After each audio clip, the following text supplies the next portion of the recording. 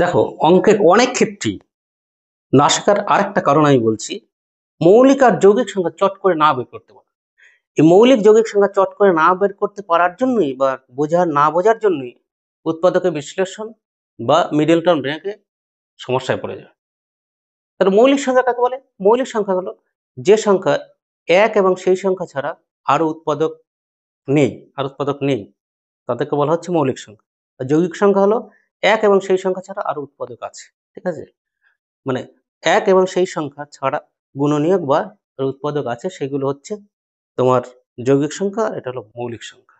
এবার তোমাকে শেখাবো মৌলিক সংখ্যা তুমি তাড়াতাড়ি কি করে বের করবে। এটা মৌলিক সংখ্যা, এটা উৎপাদকের বিশ্লেষণ হবে না, এটা একটা মৌলিক সংখ্যা, সে তুমি কি করে পাবে। আমি তোমাকে শিখিয়ে দিচ্ছি। যদি আমি ১০০-র মধ্যে বের করি, দেখো ভালো করে খেয়াল করো, ১০০-র মধ্যে আমি কে মৌলিক সংখ্যা সেটা বের করব। তাহলে ১০০ মানে কি? ১০ গুণ ১০ করলে ১০০ হচ্ছে। তা ১০ গুণ ১০, আমি ১০ গুণ ১০ করে ১০০ পেয়েছি। ১০ এর মধ্যের মৌলিক সংখ্যা কোনগুলো আছে? ঠিক আছে? ১০ এর মধ্যের মৌলিক সংখ্যা কি আছে?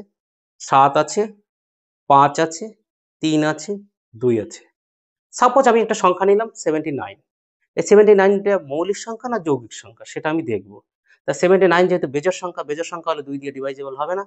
বাদ দিয়ে দাও, ২ চলে গেল। এবার ৩ দিয়ে ডিভাইজেবল কিনা সেজন্য তুমি কি করবে?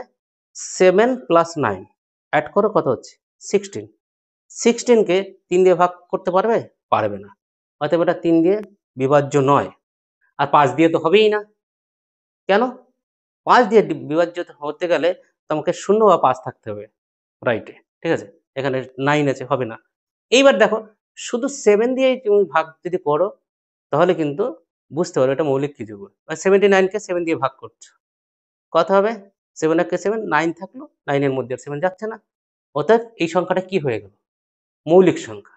তো এই যদি তুমি মৌলিক সংখ্যাকে যৌগিক সংখ্যা দেখে নিতে পারো, তাহলে উৎপাদকে বিশ্লেষণ করা তোমার কাছে কিন্তু ইজি হয়ে যাবে বা